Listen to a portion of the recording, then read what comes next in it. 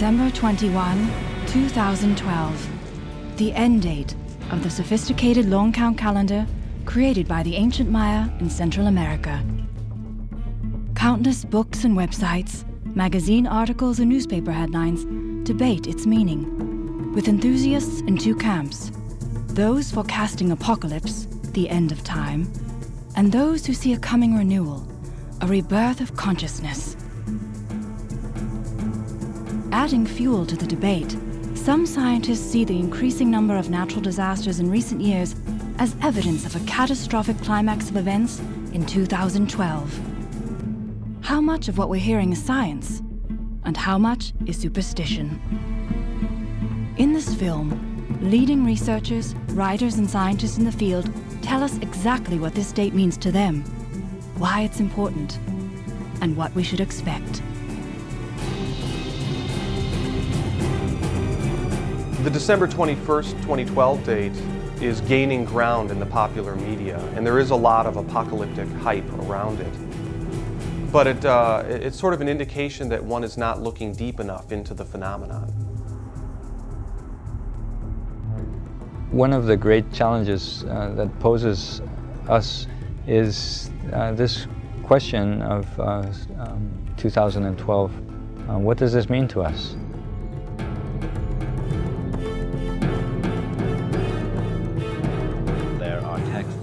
Traditions coming down to us from the Maya, which suggest this is not just the end of a calendrical epoch, but the end of an entire age of the earth and of everything that has been built and accumulated in the last 5,000 years.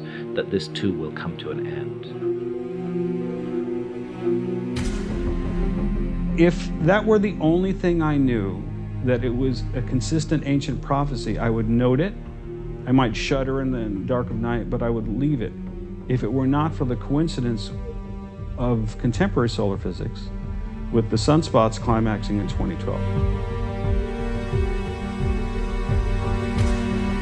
We're in the midst of a 2012 mania, being as spiritually starved as we are, and subject to such a terrible world around us. We look for explanations, and it's what motivated me to talk a little bit more about the scientific side of some of these explanations.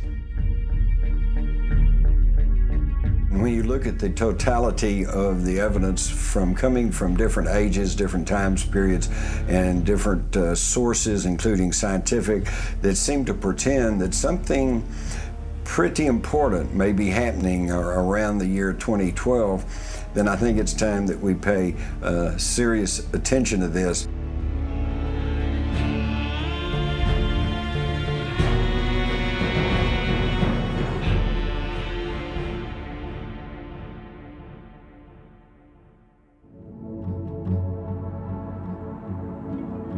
Modern man perceives time as a linear progression with a fixed past, present, and future. The Maya, on the other hand, understood time as something more fluid, and they believed that periods of time would be repeated through a series of world ages. The Maya were far from unique in their understanding of time as repeating cycles. In fact, many cultures around the world have had similar ideas about world ages, with highs and lows, beginnings and endings, apocalypse and renewal. When my book came out in 1998, Maya Cosmogenesis 2012, it sort of begged the question of whether or not these profound insights of the Maya were known to other world traditions. And so I took the whole galactic alignment thesis on a world tour and looked at other traditions. Basically, it does seem that the astronomical cycles and the galactic alignment information is deeply encoded in Western traditions. Mythologies, legends, everywhere from Asia to Americas to Europe to Africa, talk about periods of catastrophic dissolution of advanced civilizations, of civilizations in general. A lot of indigenous cultures around the world have a kind of coherent understanding of what this time means. So the Hopi in Arizona talk about this as being the transition from the fourth world to the fifth world, according to their oral prophecies. And then the classical Mayan civilization, they put forth the idea that 2012 is the end of a great cycle. So you can look at Mithraism, you can look at Egypt, you can look at Islamic astrology with the doctrine of the lunar nodes. It almost seems like this galactic alignment information is a very ancient idea. It's really hard to look at any ancient mythological system without realizing that they thought in cyclical terms, not in linear terms. So literally, as we would put it today, what goes around comes around. My interest was, could there have been a forgotten episode in human history? And I began to find the evidence forcing me to look at a period of about 12,000 years ago, or it was the end of the last ice age. And much in the mythology seemed to suggest that the cataclysm that occurred then in some way was going to come back. And so I found that my quest was not only for the beginning of human civilization, but also for the end of human civilization, and that the ancients seemed to be passing down some kind of warning, or perhaps taking into account that human civilization would change greatly, that cultures would change, that languages would be lost, looking for a universal system of communication. And it seemed to me that they looked to the heavens for that system, because the stars will always be above us and have always been above us.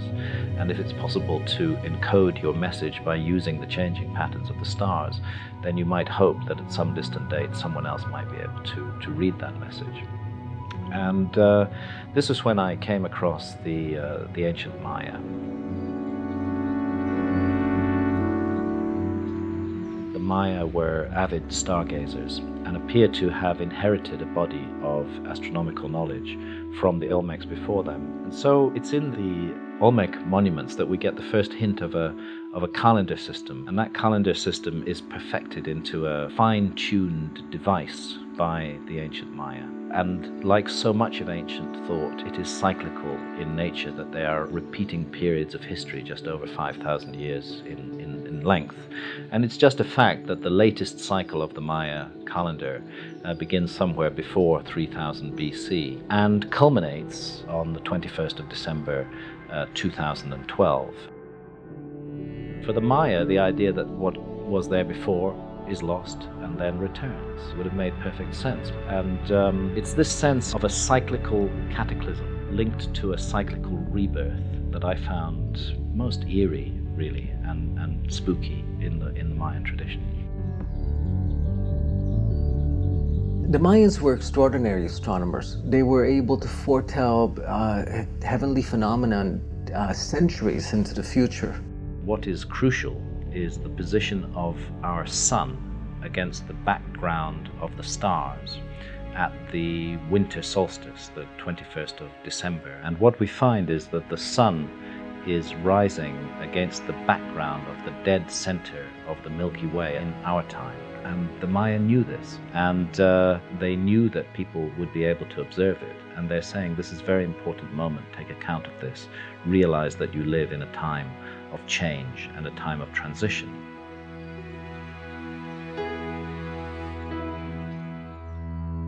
The prophecies of the Maya are shared by other ancient American cultures, including the Hopi and the Inca. Psychologist and author Alberto Villoldo has spent many years with the Peruvian elders of the Andes and has been able to bring back their warning of a catastrophic time for humanity, but also the possibility of a new golden age. Humans have become a parasite on this planet. I mean, we are committing matricide. We're killing our mother who supports us. The Earth is designed to support a population of under 1 billion people riding bicycles to work, not 7 billion driving SUVs. So the prophecies speak about this time of a culling of humanity, of a harvesting of souls, and of a decimation of large parts of the human race, and the beginning of a millennium of gold, of tremendous opportunity. They're very optimistic, they're very hopeful for the planet. They're not that optimistic for humanity at large.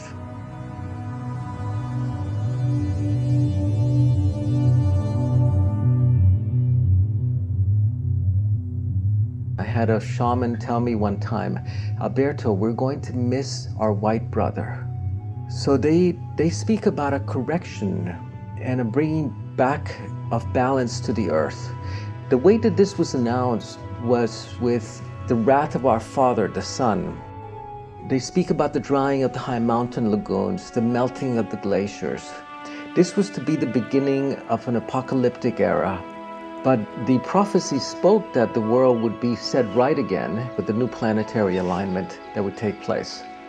12-21-12 prediction of the Mayan calendar is predicated on the assumption that the solar system travels around the galaxy in a predictable path, and that on that particular date we will eclipse the center of the galaxy.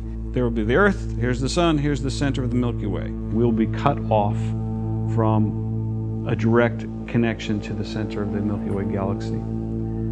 And we will therefore be deprived of a certain energetic sustenance that we require for continuing to live as we have. What could that mean? The best description was given me, and I did go down to Guatemala and spend some time with Mayan shamans, and they related it to when you lose power in your house. For some appliances and some functions, there's no problem. When the power comes back on, the lights go back on. But there's certain things, the VCR clock and the microwave, that are thrown out of kilter even for being cut off from that sustenance for just a second. And that is their physical explanation for the danger of this eclipse. The timing of it means that all of the heavens will be aligned behind us to enable us to bring forth a new time into the planet, a time of possibility, of opportunity, of healing. I attended the most recent reading of the prophecy in 1998, where they were taking the pulse of the planet to see where we were within the division that had been received by the ancient ones. And in that reading of the prophecy, they said that the upheaval and the turmoil was to be far greater than had been anticipated, with the possibility of cascading crises. Not a single crisis, but 2 or 3 that would cascade off each other, bringing about dramatic corrections in the Earth's climate, making parts of the planet inhospitable and uninhabitable.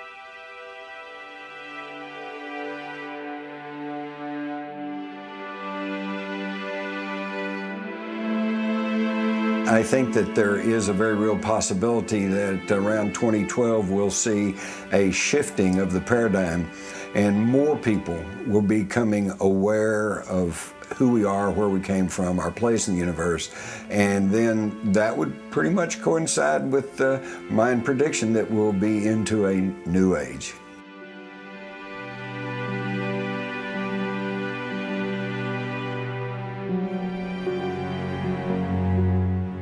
None of the ancient cultures that were able to calculate cycles of time with such incredible precision had the powerful telescopes and computers available to modern-day astronomers.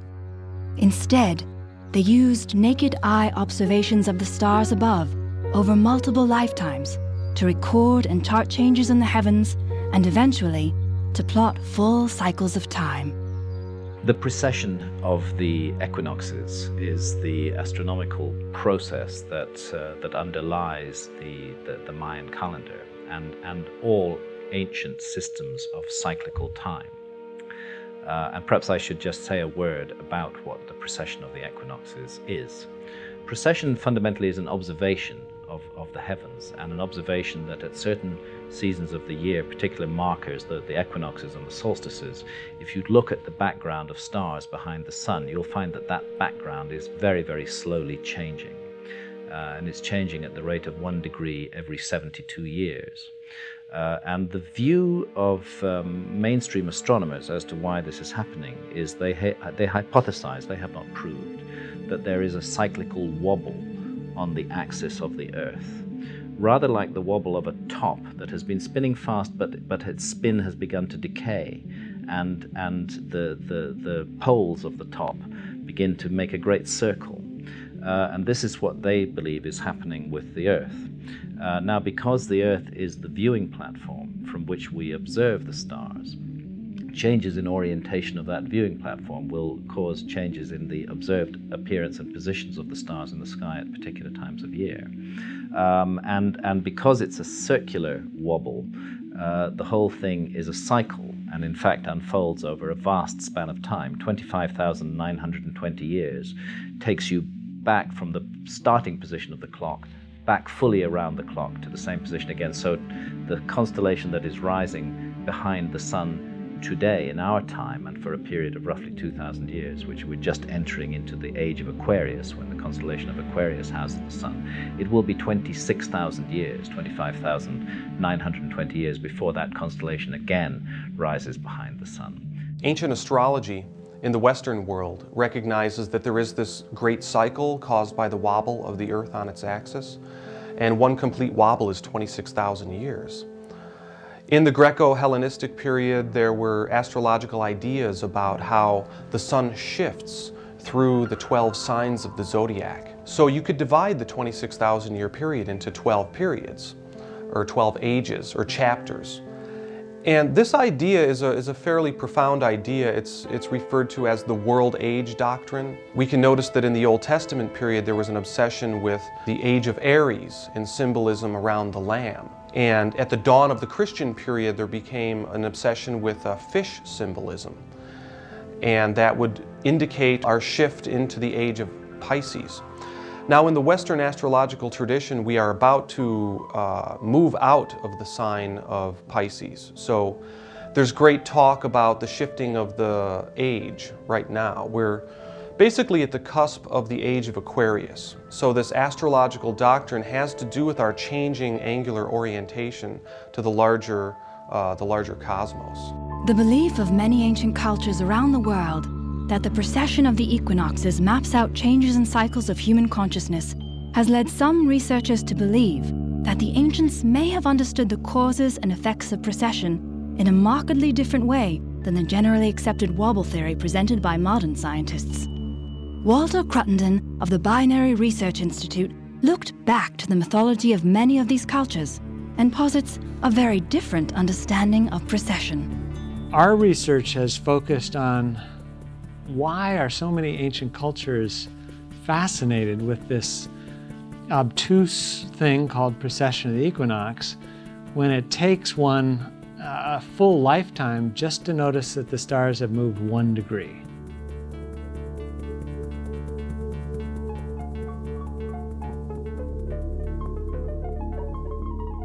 There's 200 plus myths that talk about this movement of the stars causes some change in the history of the Earth. And it just seemed that if it is only what modern scholars say it is, just a simple wobbling of the Earth, that it shouldn't be related to any change in history or consciousness. And so we really dug into the Vedic teachings about precession, which give us a whole different meaning.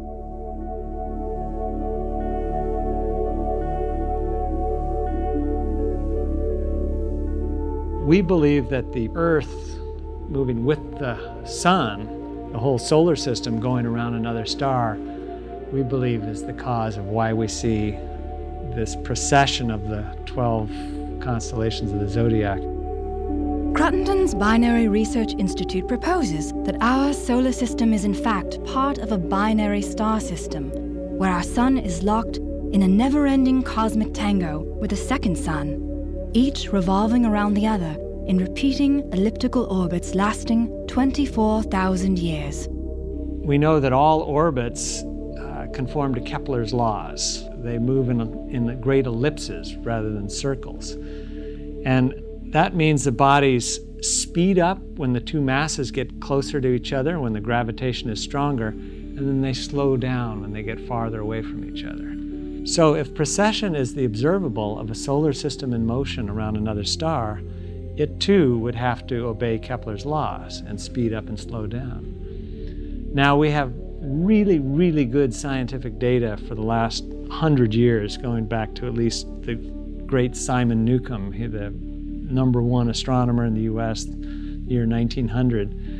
And he kept precise records of precession, And notice that it's speeding up every year exponentially. So he actually added something called a constant to the precession equation. Newcomb's constant, we call it nowadays. And even since then, the precession rate has sped up above the constant rate. But we've taken the Vedic view that it's caused by an orbit. That orbit is 24,000 years, and therefore, if precession actually measures 26, we must be in the slow part of the orbit, far from the other star right now.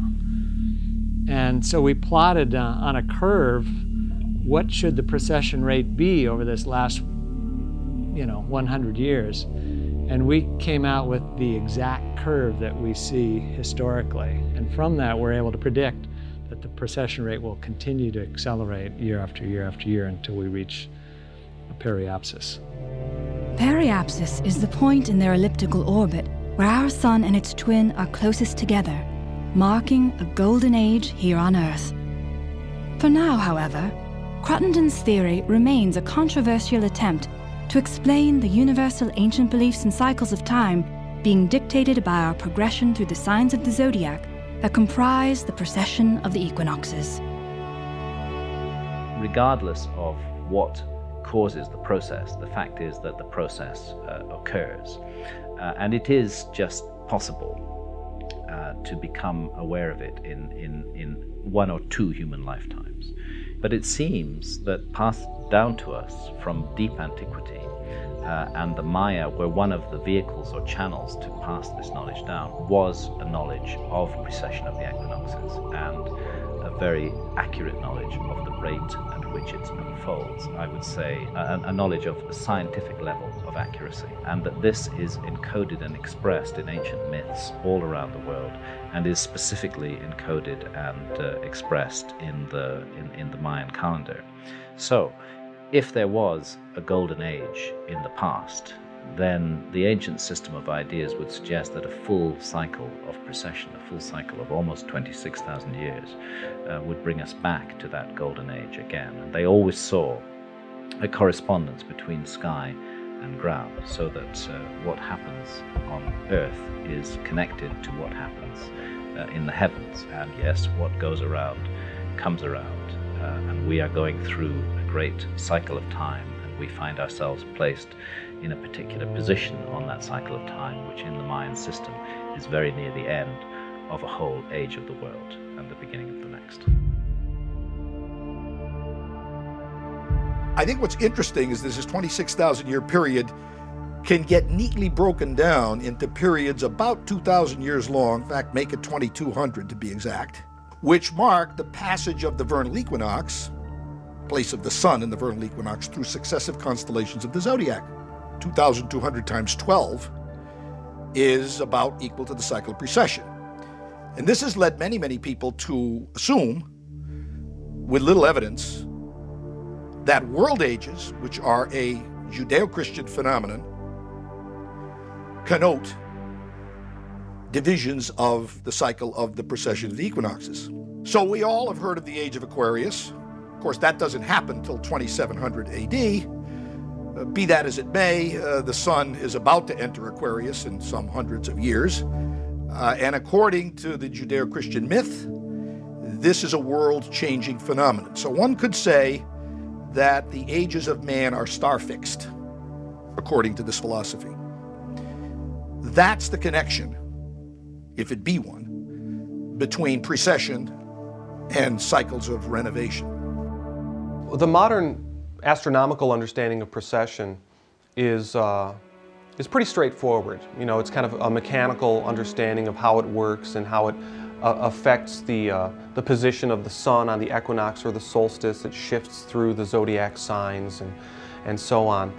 I think that there's it's kind of a literal way to interpret what precession is, but there's also a metaphorical or a symbolic understanding that gets more into how human beings are affected, perhaps, how the planet is affected by the precessional changes. We might envision that over this great 26,000 year period, there's seasons in the same way that the year cycle has seasons. So there's, you know, summer, fall, winter, spring. And I think this is kind of an insight into this larger cycle and how it actually does affect Earth phenomenon, including life on Earth.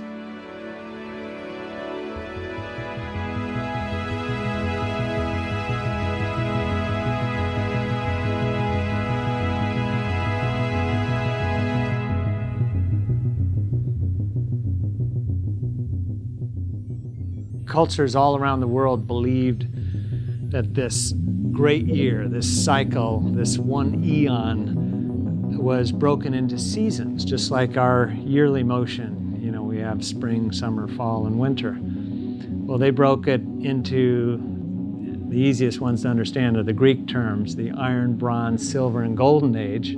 That's sort of equivalent to summer in terms of consciousness, and then you go back down again. And each of these ages has different characteristics. And the Vedic teachers would tell us that we're just coming out of the Kali Yuga, very early into the Dwapara Yuga, which is equivalent of iron to bronze. And we're beginning to realize that we're no longer just physical bodies on a hard physical earth, that we are energy and everything's made of energy. And consciousness keeps growing. We use more and more of our consciousness. We live longer and longer.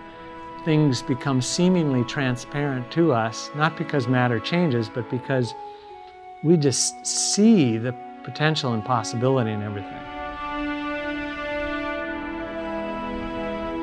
If you have a culture that observes the sky, for whatever reason, religious or scientific, they're bound to notice over 2 or 3 generations that the position of the stars change. So the awareness of precession is almost certainly known by all ancient cultures. They saw it. Now, okay, they could work out the cycle. Let's say they could. But did they know how the stars change? Because it's not only their position that change, it's their tilt. So Orion would tilt and then retilt back and tilt. Well, again, it was observable. And they could work out the rate, and they found out it was also 26,000 years. And it appears to me that there came a moment when they thought they understood what they called the cosmic law. And then they followed it with the monuments, the alignments, the temples, the rituals.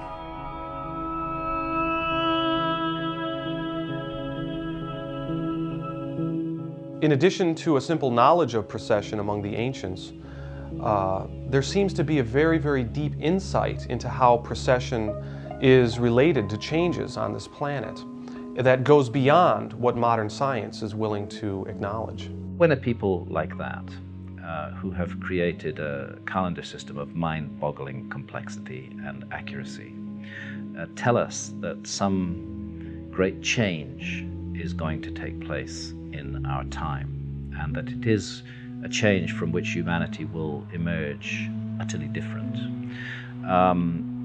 we need to take them seriously. We can't just dismiss that as the ravings of some primitive tribal culture.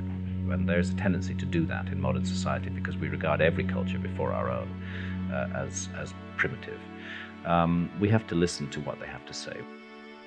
One thought that has often occurred to me, since the Maya were such avid stargazers and were founding their star observations on a tradition that went back way before them, we just don't know how far back, is that they may perhaps have known something that we don't know. When the Maya speak directly and specifically of a cataclysmic end, a gigantic flood, an overthrow of the world as we know it now, I don't think we should rule out the possibility that they may be speaking of real physical events which caused them to want to draw particular attention to this date in our calendar, 21st of December 2012. There were floods and hurricanes in the Maya area, and the idea of a watery ending to the world, pictured on page 74 of the Dresden Codex. Last page, water gushing out of the mountain to the sky. These were real experiences, and you have it in the Enuma Elish, which is the Sumerian creation myth. It is in world mythology, because the world is destroyed, and it is recreated. And we take these marvelous stories of destruction of the world and recreation, and then we bring them into a macroscopic kind of focus by imagining it's the whole world that's going to end. And yes, my friends, it will end. There's no question there will be an end of the world. You know, study these creation myths and you'll see they're there for a good reason. I mean, people did experience the destruction of their world and they did rebuild it. And it happened before and it'll happen again. Unless, I mean, the way to avoid it in New Orleans is to build better floodgates. And so, so it's participatory, isn't it? You can make it happen, but you have to work for it. You can't just lay back and do nothing. You've got to be a participant in your cosmology. Unprecedented activity on the sun and increasingly frequent natural disasters on Earth have led some scientists to predict an ominous climax in or about the year 2012. Author Lawrence Joseph has single-mindedly forged an understanding of the scientific data and the perils we may be facing. Solar storms will climax in 2012, and the global satellite system is therefore at risk. Let's examine what the global satellite system means to us. Telecommunications, funds transfers, and military, climate, everything bounces off a satellite. The fact of the matter is that a lot of these satellites are not quote-unquote hardened sufficiently against increased solar output.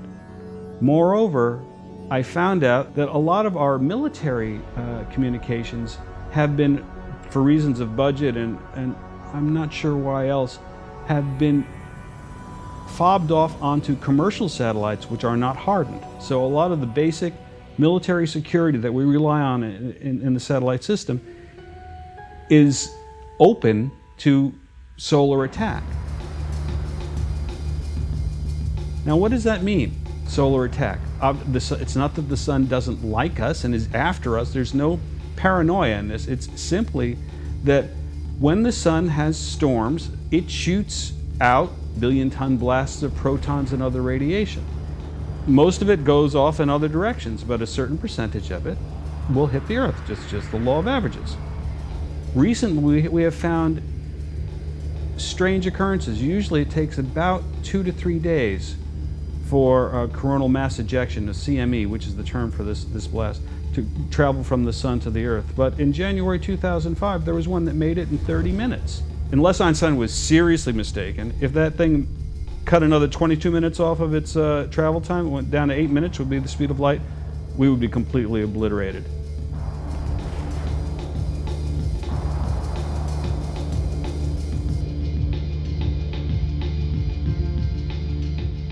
California-sized cracks are opening up in the Earth's magnetic field, and when the crack opens up, the magnetic field is our shield against these coronal mass ejections, our shield against solar radiation. And when the crack opens up, our shields are down, Scotty. Not all scientists agree with Joseph's findings.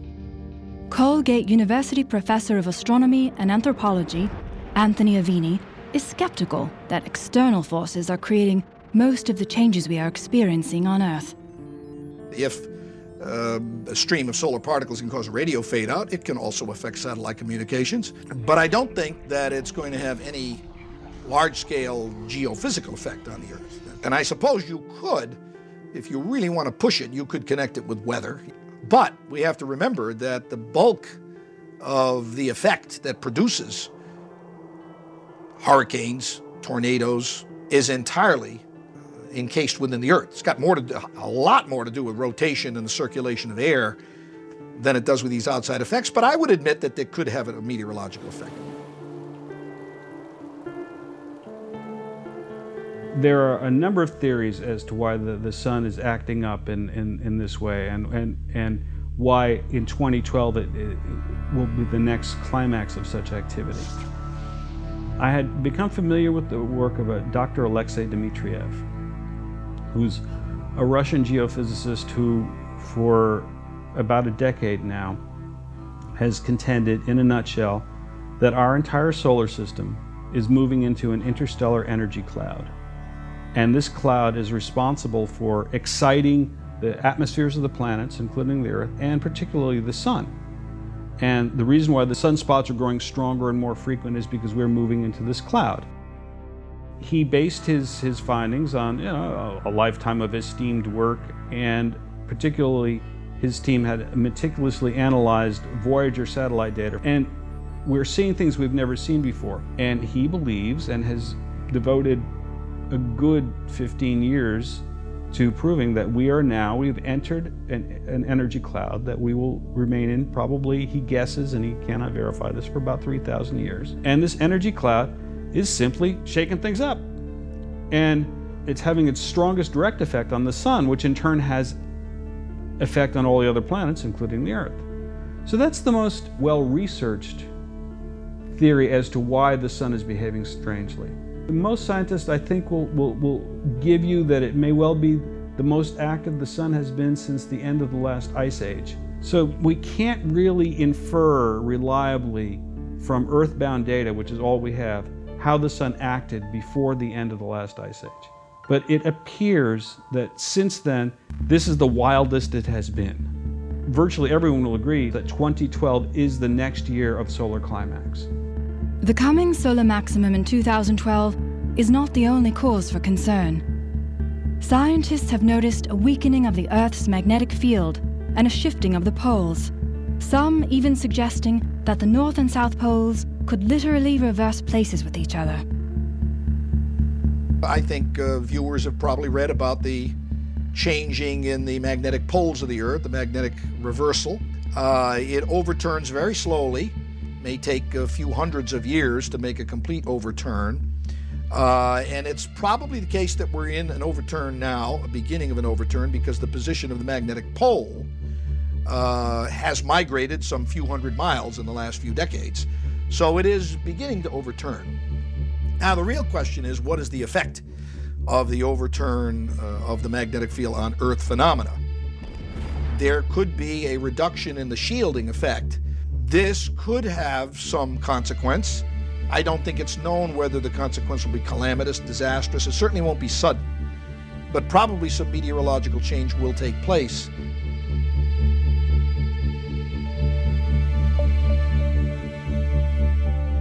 This planet has at its heart a ball of molten iron with enormous mass and weight, which is also spinning inside the Earth itself. Is it possible that there's some interruption in this spin, perhaps to do with magnetism, perhaps to do with solar magnetism, which literally capsizes the Earth? I wouldn't rule it out entirely, and there's much that's come down to us from the past that suggests that.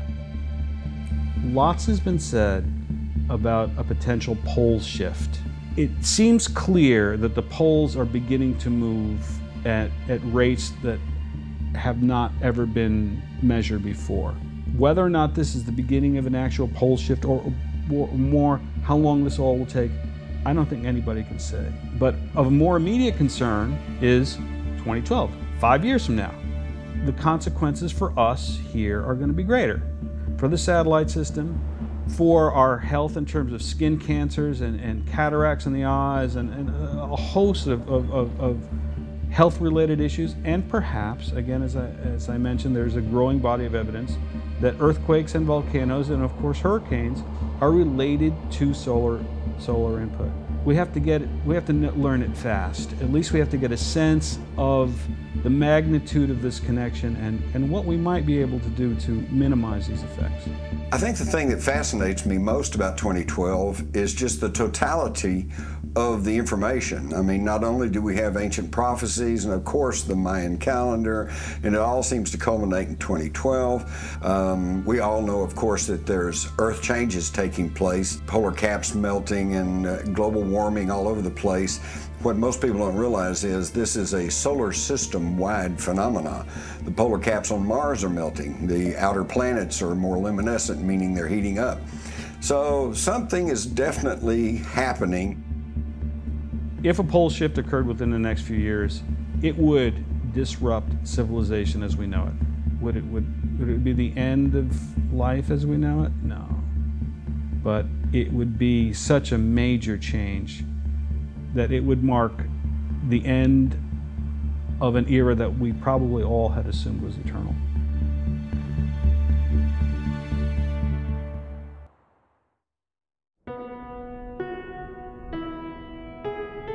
Whether or not the changes on Earth and in our solar system are evidence of a physical, real-world climax in 2012, many believe that there is a coming shift in human consciousness that was the true message of the Maya, and to which we must pay due respect and consider acting upon. I tend towards the metaphorical interpretation here. I think that if we're due for any kind of pole shift, it should be a pole shift in our collective consciousness. In other words, we have to steer clear of that pole that wants us to keep living in a world of dualism, you know, to be fixated to that mode of culture that seeks to dominate other cultures around the world, and instead shift our minds to emphasize a partnership society.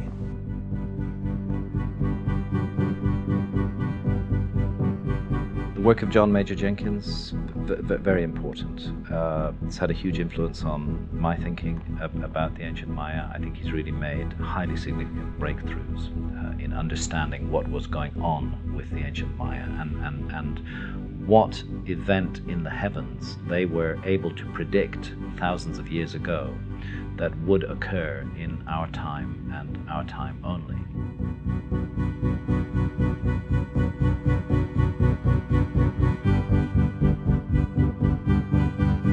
Maya appear to have been able to do that thousands of years ago, to cast forward to a time which marks the end of the calendar system, when the sun appears in the dead center of the Milky Way galaxy. And I take this as a marker. They knew that that would happen. It's easy to read into it a cataclysmic end of the world in our age. But John Major Jenkins' work has been particularly helpful in showing that it's easy to read another possibility into it too, which is, yes, the world age will come to an end. Everything that has been built for the last 5,000 years will be up for grabs. We may not count on things remaining the same as they have done throughout our lifetimes. Things are going to change. But also that this is a rebirth, not a simple destruction, and that in a way it may be necessary to sweep away the old before something new, something more positive, something more hopeful, a new guiding spirit for the next 5,000 years emerges. And John has shown the astronomical correlates of this, and has shown how the sun effectively seems to emerge from the cosmic womb, from the womb of the Milky Way, speaking of rebirth. And so he draws from this a hopeful message, which I happen to share with him, that this is perhaps the best way to interpret the Mayan prophecy, that we live in a time when things will never be the same again, and it is we who will preside over that change, and it is our own choices and what we do with our own consciousness that will govern whether that change is for good or for evil.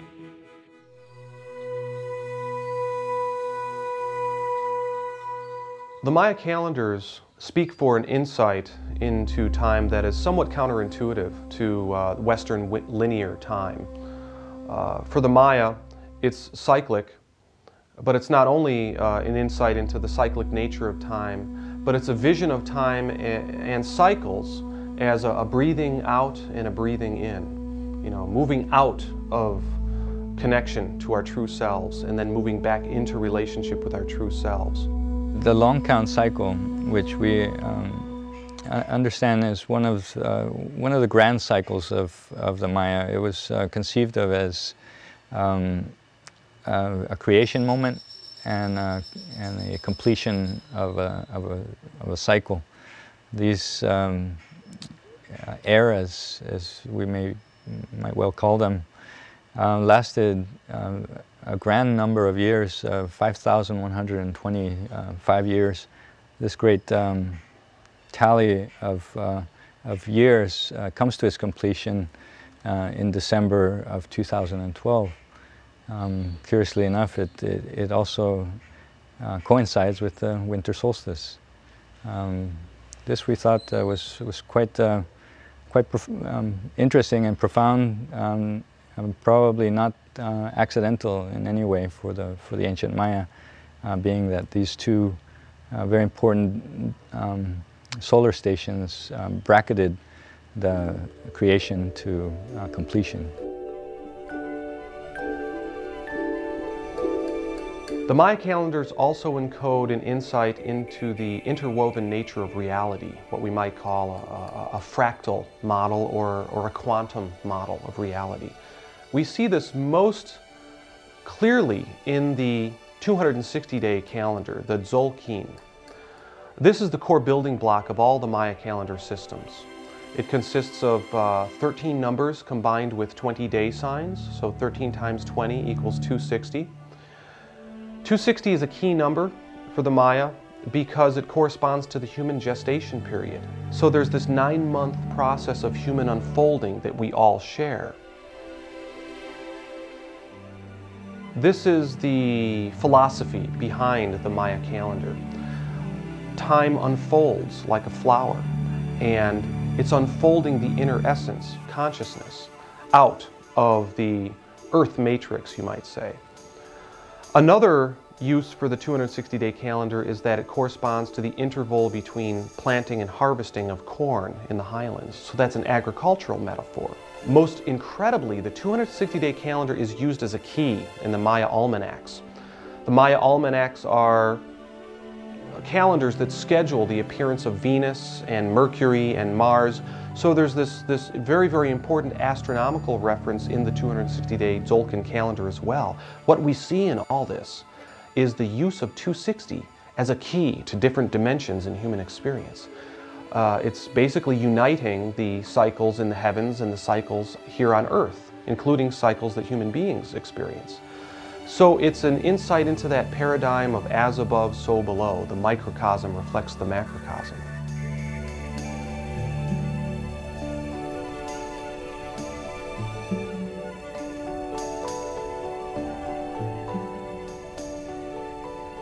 We do the same thing in our cultures. We celebrate yearly cycles, we celebrate century cycles, and oftentimes these cyclical changes come with a deeper, foreboding, ominous feeling to them. One is not certain, you know, whether the universe can be reordered and restructured. We see this happening in many of the ancient festivals, such as the New Fire Ceremony, for instance. When Tzolk'in and Hab counts came to the completion of a cycle, all fires were to be put out throughout the territory, and a new fire initiated.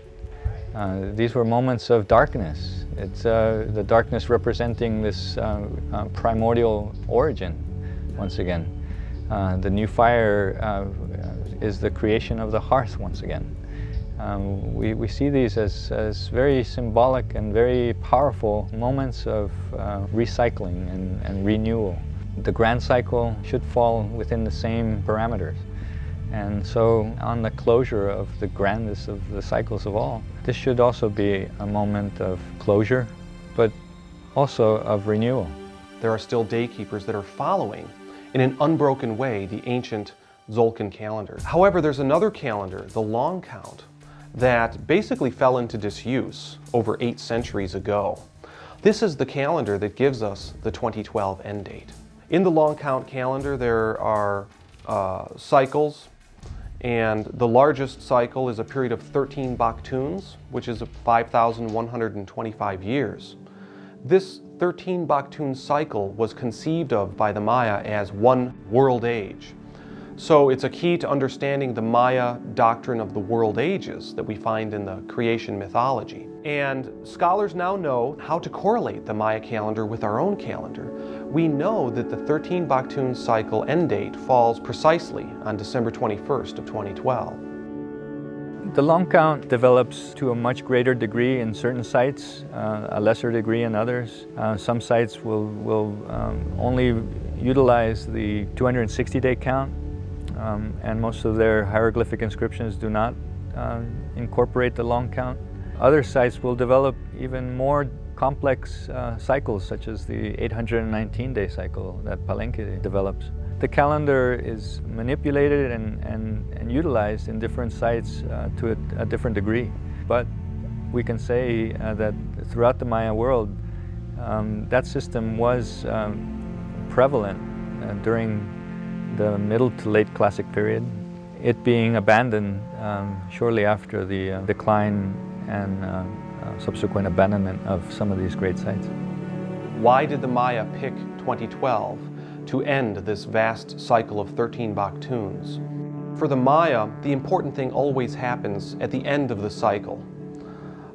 So at the end of the cycle, you have this galactic alignment, Now, my approach to the galactic alignment has been to look into the Maya traditions and try to understand how the Maya encoded this galactic alignment into their core traditions, such as the Maya creation mythology, the ball game symbolism, other Maya traditions such as king-making ceremonies. And what I found is that the December solstice sun and the Milky Way and these different features, these astronomical features that are involved in the galactic alignment.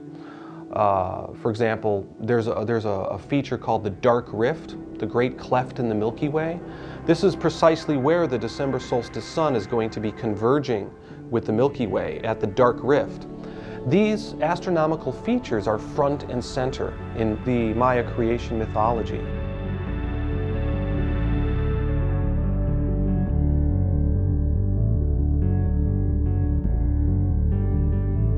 For a long time already, we've been aware of the fundamental aspects of the epigraphy and the writing system of the Maya involved calculations of time, and those were determined to be related to astronomical cycles. So we understand from a very early time that astronomy was very influential in the creation of an ideology. One of the ways that the ancient Maya encoded their understanding of cosmology, including precession and including the galactic alignment, was through mystery play. Like, for example, the mystery play of the Maya creation myth. It has to do with the ball game and how the hero twins must kick the ball into the goal ring. Well, the Maya populace could come to see the mystery play, and they would observe that, and you could just sort of understand it in the literal way of the play unfolding before you. But to those who are sensitive to the deeper esoteric or symbolic meaning in the mystery play, they would know that the game ball is a symbol for the December solstice sun, and when the hero twins are trying to kick the game ball into the goal ring being the dark rift in the Milky Way, the whole mystery play and the ball game is a story that encodes the galactic alignment process. A number of hieroglyphic inscriptions situated throughout the Maya world tell us that the concept of creation was a pan-Maya phenomenon.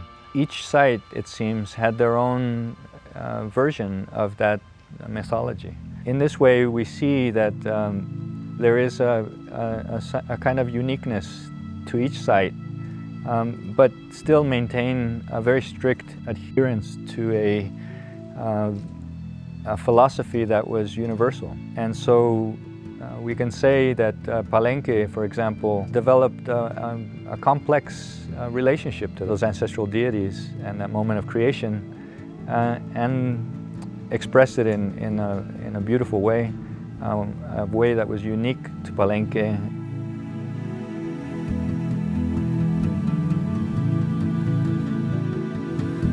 The Maya have a concept of a sacred tree, or a crossroads. It's basically the cross formed by the Milky Way, where it crosses over the ecliptic. The ecliptic is the path followed by the sun, moon, and planets. So in the sky you have this cross. It's also referred to as the sacred tree, and it manifests in Mayan symbolism and iconography. For example, at the classic period site of Palenque, the great ruler Pakal was buried, and his sarcophagus lid has a very famous carving on it, and it depicts him falling into the underworld at death. He's basically entering the dark rift. So the dark rift is at the center of the sacred tree formed by the Milky Way and the ecliptic, and it's right there on his sarcophagus lid. The Maya kings were shamanistic. Pakal is seen to be a kind of visionary shaman figure, and the shaman had to journey into the cosmic center. That's where he was able to retrieve the sacred power of rulership. So that image of Pakal on his sarcophagus lid is not simply an after-death image, it's an image of the shaman journeying into the cosmic center, into the dark rift, to retrieve the sacred otherworldly powers of rulership. One of the most important temples here in Palenque is the Temple of Inscriptions. That's the tomb of the most important king of the city, Pacal. And it's one of the most beautiful temples in all the Maya world. Going hand in hand with visionary shamanism, which was a sort of a journeying into the outer cosmos in a spiritual sense, was an interest in the actual astronomical sky. At Palenque, near the palace, the famous square palace building, in that complex of buildings, there are several very interesting areas. They're like courtyards. They're sort of like rectangular areas that are surrounded by walls about 3 feet high. It's now believed that these were once filled with water, and Mayan astronomers and visionary calendar priests would sit around this, and at night the sky would be reflected in the still, calm water of these rectangular pools.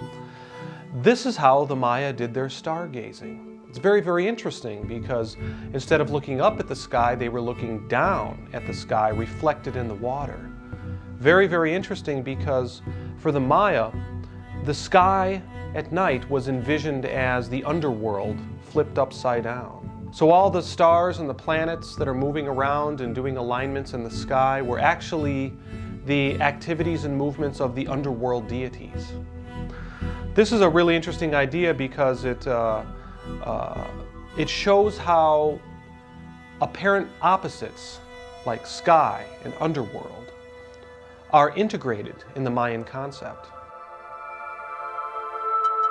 While the majority of Mayan scholars have focused on classic sites in Mexico, Guatemala, Belize, and Honduras, John Major Jenkins has devoted much of his research to the once obscure site of Izapa in southern Mexico. There he found a great number of stelae, stone monuments, depicting the mythology and cosmology of the Maya. The early Maya site called Izapa, the site that invented this long count calendar that gives us the 2012 end date, is really a key to understanding how the early Maya thought of 2012 and the galactic alignment. The monuments of Izapa were found in the 1950s and 60s as they were left some 1800 years ago, so they're in situ. They're still oriented to certain horizons in certain ways. One of the key horizon alignments at Izapa is the December solstice sunrise. So we start to see how Izapa is a site that helps us understand the galactic alignment in 2012. For example, Stela 11 from Izapa portrays Wanhunapu, the father of the hero twins. He represents the December solstice sun. And he's emerging from the upturned mouth of a frog. That's the rebirth place. The mouth of the frog or the mouth of the snake, that represents the dark rift. His arms are outstretched, and it's basically a period measuring gesture. He's basically measuring a cycle of time. So what this is saying is that at the end of the cycle, the December solstice sun is lined up with the dark rift, and this carving, Stela 11, points right to the rising December solstice sun. That's just one example of how Izapa encodes information about 2012. That you might refer to that as the astronomical reference at the site. But there's also a prophecy and a spiritual teaching that's encoded on the monuments that has to do with the Mayan belief about what is going to happen, you might say. While John Major Jenkins' research has gained widespread acclaim as a breakthrough in understanding the Mayan calendar system and its message for us, the academic mainstream have yet to fully embrace his insights. It is true that when the sun is at the winter solstice, it more or less lines up in the direction of the constellation of Sagittarius, which is close to what we would call the center of the Milky Way galaxy, which was not determined until even later. I stress this because one wants to argue about precision here. I could say in a very general way that the winter solstice sun comes through that general area of Sagittarius, whether it's conceived of as the center of a galaxy or not, somewhere between the years 1900 and 2150. To dare to pinpoint it any more accurately is to suggest that the Maya did. And I'll go back to what I always go back to. I've got to see the evidence. And I've got to see something more than just some interpretation of an iconography on a stela. I've got to see it in the codices. I've got to see it in writing. I've got to see the numbers. If the astronomers cared about that, they would have backed it up with numbers. So one does have such an alignment, but in the crudest possible sense you can imagine it. Whether or not the Maya accurately predicted the relative location of the Earth, the Sun, and the center of the Milky Way galaxy on December 21, 2012, the fabled galactic alignment, their observation of the heavens above directly influenced their worldview below on Earth. The Mayan shamans, or spiritual leaders, used hallucinogenic plants and substances to enter an altered state from which they were able to bring back wisdom and knowledge, enabling them to interpret their heavenly observations. Izapa really was a kind of New World Eleusis. In the Old World, Eleusis was a place where seekers were initiated into the sacred mysteries. And at Izapa, initiates, those seeking knowledge, were brought through a process of understanding this new galactic cosmology. And clearly, sacred plants was part of this. We know that ritual mushroom stones were found in the region around Izapa, so we know that there was a kind of mushroom cult going on there. And we also know that dimethyltryptamine is a powerful hallucinogenic that can be harvested from the glands of the bufo toad. And Stela 6 at Izapa, for example, depicts the bufo toad, and it actually shows the toad's glands with vision scrolls coming out of the glands. This actually indicates a very clear proof that they were aware of the vision-producing effects of the gland secretions. So it's very clear that Izapa was an initiatory center that utilized hallucinogenic plants and substances in order to facilitate expansion of consciousness so that larger perspectives could be embraced. The Inca, the Hopi, the Mayans were all shamanic cultures, and they entered into altered states of awareness in order to access this body of wisdom, which is infinite. So to do that, they had to step outside of ordinary time, which is the opportunity we all have today as we come to the end of time, is to step into infinity, to step into this body of ancient wisdom. We can learn from ancient civilizations, and so I hope I've played some part in reintroducing the wisdom of the ancient world to the modern world and helping people to open their eyes and open their ears and hear what the ancients have to say to us. And more recently also the recognition that the shamans of tribal and hunter-gatherer societies around the world, with their systems and techniques for contacting the spirit realm directly, also have a great deal to teach us. So, you know, I would advocate a kind of reversal of the normal order of things. It's not we in our scientific and technological world, where everything is rooted and grounded in a material and mechanistic view of the universe. It is not we who may place ourselves above the civilizations of antiquity. We may not say that we are greater than or better than the shaman in a small village in the Amazon. Those civilizations of antiquity and those tribal shamans today have a huge amount to teach us, and we can only recover the better part of ourselves if we are willing to listen to what they have to say. So I suppose that's what I've tried to do. I've tried to say this that came before, this knowledge of the spirit world that shamans still possess today, this is what really matters about us. Let's listen to it. Sacred plants will give you access. They'll give you access to these domains, but that's the easy way. Shamanic training is very rigorous. It demands that you spend time in nature and vision quest, and not just increase the serotonin levels in your brain so you can experience the divine for a fleeting moment and then come back into a life that is hell. So you have to be willing to pay your dues, to do the work, to spend time in nature, to spend time with yourself. and not just increase the levels of dopamine or certain brain chemicals that stimulate bliss. The psychedelics have opened the doors for many people in the West, but opening the doors and walking through them are very different things.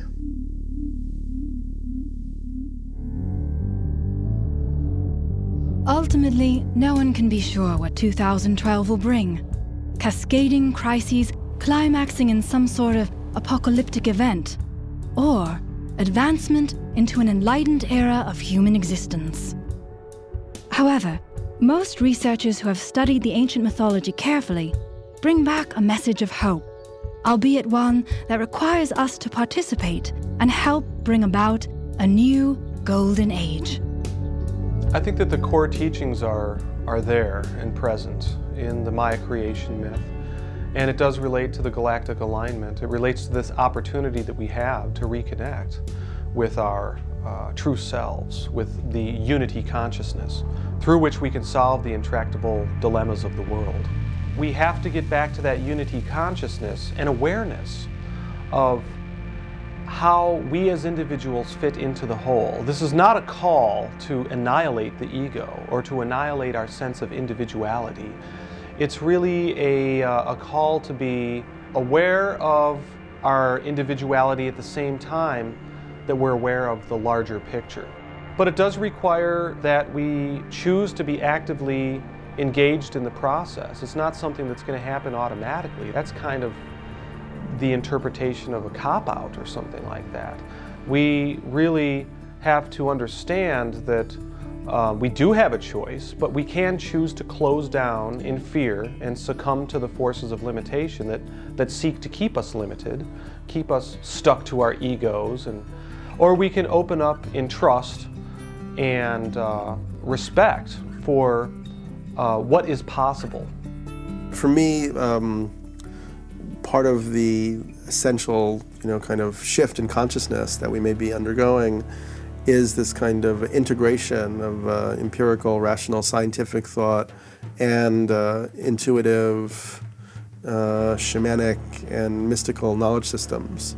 And for me, it's really as those two aspects come together, this next level of human consciousness is beginning to be formed and to sort of recognize itself. And that's actually what I see the archetype of Quetzalcoatl also kind of indicating or representing as an archetype. It's the meaning of bird and snake, the feathered serpent. So it's the meeting of heaven and earth, spirit and matter, or it could be seen as the meeting of the materialist, empirical thrust of Western culture with the esoteric and mystical framework of indigenous cultures and Eastern cultures. So for me, like, one thing that's really important that's been happening lately in the last 50 years has been the integration of Eastern metaphysical thought into the Western psyche. So like everywhere you go, like every airplane, people are reading Thich Nhat Hanh, the Dalai Lama, Eckhart Tolle, The Power of Now. I mean, that's Vedanta philosophy re-expressed for the European Western mindset. So people still sort of tend to think of spirituality as a trend in a way, but I don't like the word spirituality very much. But I think it's much closer to being a profound and transformative shift in our psyche. So now I think there's a second stage in that initiatory process going on for the Western psyche, but it's happening on a much more foundational level because so many more people have made those kind of connections and have had those kind of experiences and have kind of integrated to a much deeper level. According to the Maya beliefs, this cycle is the cycle of the death. So probably they trace this exact day, December 21, 2012, because this is the time when all the death is going to stop. And it's going to start another cycle of rebirth, peace, but it can represent a lot of things. I'm sure that the world is not going to end in that specific date. Another cycle is going to begin. Worrying about some unfounded cataclysm that's going to take place in the year 2012 is not a part of my worldview. I just don't get it. And so I would advise you not to worry. I would advise you not to worry. Invest your time in feeding the homeless, helping the poor, and being green. I mean, invest your time in that, not in joining some far-out cult where we'll all stand at the top of the North Pole on our heads, to wait for the coming, because I don't think it's going to happen. It ain't going to happen. How's that for being specific? I just don't think that there's a moment at 2012 where, like Jehovah's Witnesses, we, the psychedelically enlightened few, are going to have to walk civilization down off its bad trip, right? I think that time's already here. So yeah, it is up to us to take each other down off the bad trip. It's just that I don't think that's 4 or 5 years from now. I think I see it every day. The concept that this end date or completion date of the Mayan calendar has some relevance to the world in a global sense, I think is a fallacious thought. Because this system is a particular system that was developed for and by Maya, for their particular ideology, for their particular place in the world. It would be a mistake to rally around a philosophy that has its place in its history and in its world, and appropriate it as something that belongs to a global sense. As we come to the end of the calendar, we're going to be emerging into a millennium of gold, millennium of opportunity, a time of living at peace with each other, of clean rivers, of clean air. Our challenge today is to embody the prophecies, to become that human after 2012 that I refer to as Homo luminous. But that's not guaranteed. We think that we can postpone making the tough choices. Well, the time is today. I'm very much aware of all the prophecies and all the talk and discussion about 2012, but then I also lived through the Russians going to kill us next week in the Cold War, and the harmonic convergence, and Y2K, and I think my first piece of advice to people is don't sell your house and move to the mountains, because I think there's every likelihood that in 2013 your bills will still be coming in. There's a rift between East and West that is increasing at exponential speed. I see it every day. I mean, I live in the Middle East and I see it growing every day. It's based on total misunderstanding of each other. And this misunderstanding stems from the way that we have developed our cultures. We do not use the common denominators anymore. Ultimately, we're all children on this planet. We belong to the same planet. What we have done is segregate this and separated these beliefs through religious orders, through nationalistic orders. We're in dire need for a message. We need visionaries who make us see things in the right way. We need to realign ourselves into a form of thing. We need to remove the differences between us. We need to remove the strong religious rifts. We need to remind ourselves that even if we are to have religion, that it springs from the same source, which is ironic because the three major Semitic religions, Judaism, Christianity, and Islam, are literally from the same source, from the Old Testament. And yet we've slaughtered each other for centuries. Why? Because we've taken that common denominator and isolated it to create different power bases. Somehow we need to realign all this. Is there going to be a cataclysm? Is it bad news for us? Or is it more like, boy, by getting together and bringing ourselves together, we can somehow make the world change? It's the latter part that appealed so much to people when they read about the Maya, because the Maya developed a participatory cosmology.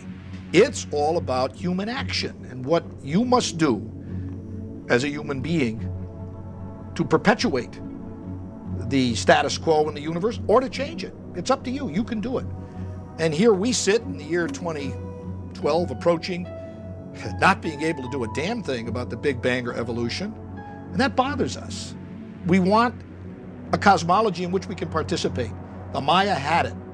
And so we look to them and say, well, maybe we can learn something from them. And I'm all for it. I mean, I think there'll be a positive outcome from the 2012 hype and mania, as I characterized it, because perhaps it'll make us take our cosmology a bit more seriously, look into it a bit more, think a little bit more about collective human consciousness, think a little bit more about what we can do to make the world a better place.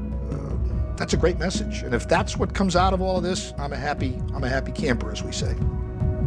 I think we have gone through and are going through the final stages of a very dark age, but I also see glimmers of hope everywhere I look. I see people who are no longer willing to have their thoughts and their consciousness patrolled and controlled by others, who seek direct spiritual contact, who recognize that the established monotheistic religions, whether Judaism, Christianity, and Islam, while they might have been instruments of liberation at some time in the past, are now primarily instruments of oppression and hold down and suppress the human spirit. And I see everywhere around me people reaching out to bypass that monolithic block of established religion and make their own contacts and own connections with the spirit realm. I do see a new birth of human consciousness underway, and when these things happen, they can sometimes happen very, very fast. So I do not rule out at all the possibility that all of us are going to be looking at the mystery and meaning of life in a very different way very soon. And that date, 21st of December 2012, sticks in my mind as one that is really worthy of consideration.